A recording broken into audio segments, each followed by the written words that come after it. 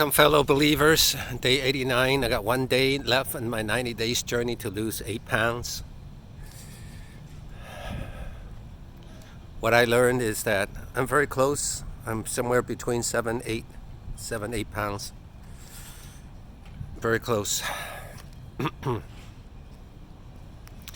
My best was actually 13.5 pounds about 40 days ago. At that time, I didn't stop. I should have stopped, but I didn't stop because at that time my goal was 20, and then the last 40 days I realized I had to adjust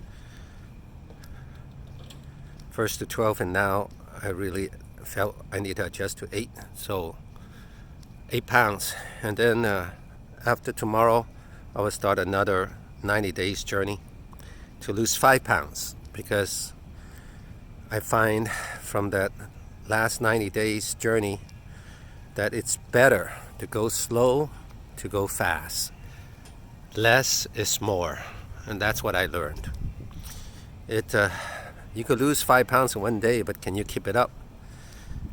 You could lose 10 pounds in 2 weeks, but can you keep it up? So, and it's not like I got hundreds of pounds to lose. And so I'm learning, if you're over 60, it's better be more realistic, go slower, so that you have success in the long term. That's why I learned upon reflection. So, and as far as, that's probably the biggest learning I learned, is to have realistic goals for your age bracket and also for your body. You know your particular body. If you are very much overweight, you could be more, you could lose more. You have your goal, lose more weight. But if you don't have a lot to lose in the first place, and you don't need to be that drastic about it. The key is to have success, long-term success.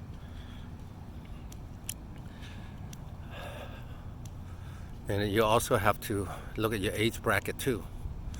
When you're older, you tend to not lose as fast as when you're younger, due to metabolism, due to hormones, and due to the ability to fight stress. A lot of things going on, and you know your body best. As far as exercise,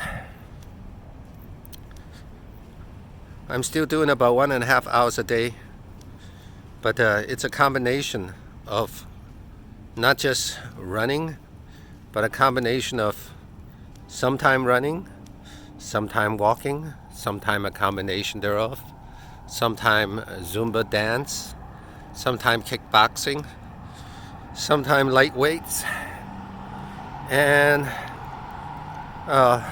also I incorporate into that 1.5 hour time 20 to 25 minutes of weight training exercise, not more than 3 times a week, and it's a whole body type of workout, whole body. So I allow my body to completely rest at least 2 days a week, 2 days between weight training sets. Full body means working out the shoulders, the chest, the core, the abs, and the legs. When I say legs, it includes the bottom, the glutes. So that's why I learned the last 90 days. I know that if I do more than 3 times of weight training, my body, it goes backwards. My body does not improve, because my body does not need more time to recuperate from that kind of weight training type of exercise.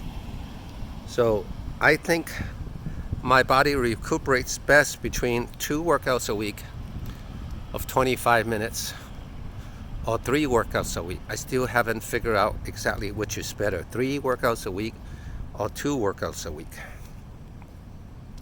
Somewhere around there. So right now I go by how I feel. I haven't really It's about 2 or 3 times. It's about 3 times, 2 or 3 times. It's around there.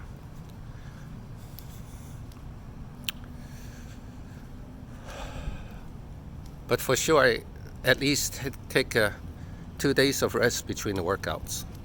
So 7 days a week. If it's day one, let's say Monday, then I don't work out until Thursday, Tuesday, Wednesday, yeah, Thursday, and then Friday, Saturday, Lord's Day.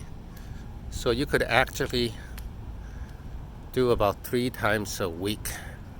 So if you stagger it, it's about 2.5 times a week. 2.5 times. That's about right. That's probably my best way to recuperate and continue to improve instead of getting too sore or joint pains because overstressed. Well, that's where things are right now. It might change later, but it probably won't change too much. All right. As far as what I eat, I still eat whole food plant-based diet. That's supposed to be the best diet according to research. But there are 2 questions that I have to ask. I'm probably going to do research on that. Probably go to Dr. Michael Greger's nutritionfacts.org website and ask these 2 questions. How can I make whole food plant-based diet? What kind of food would curb my appetite? First. And second, what kind of whole food plant-based diet would taste good that it's as good as eating meat? Maybe I won't be able to find an answer for that, but at least it would taste somewhat good. Somewhat of a substitution. Maybe it's tofu. I don't know. Alright, so those are 2 things I need to ask. In the meantime, I'm still eating a little bit of meat, mainly canned sardines, canned tuna, and canned chicken, and actually canned chili with beans. Mostly from Costco, all these canned food. They're relatively inexpensive, and mainly they curb appetite and also curbs the taste bud. They taste pretty good. It satisfies, and it also curbs appetite. That's why I found out. So when it comes to losing weight, those 2 things are very important. I like to go more whole food plant-based, but right now, as far as losing weight, I find that to be very helpful for me. Until I figure out the taste factor and the appetite suppression factor. With whole food plant-based, I have to rely on a little bit of this canned meat.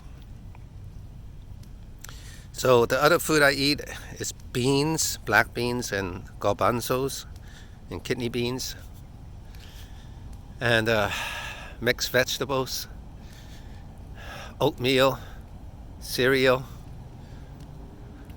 Cheerio, almond, soy milk, tofu. Complex carbs would be a potato, white potato, baked, or white yam, or Japanese yam. So those are main source of complex carbs. The proteins is the meats, sardines, tuna, chicken breast, chili, tofu, beans.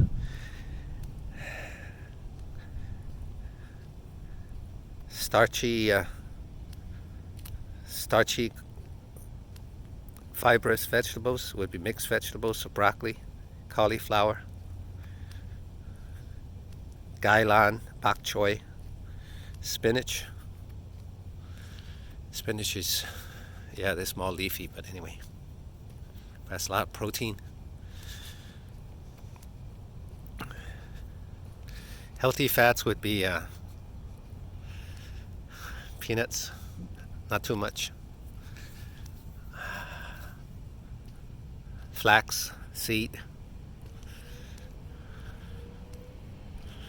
So that's it. That's what I do. All right. Don't forget to smash the subscribe, the like, and leave a comment. The Lord bless you out of Zion, and we'll see you in the next video.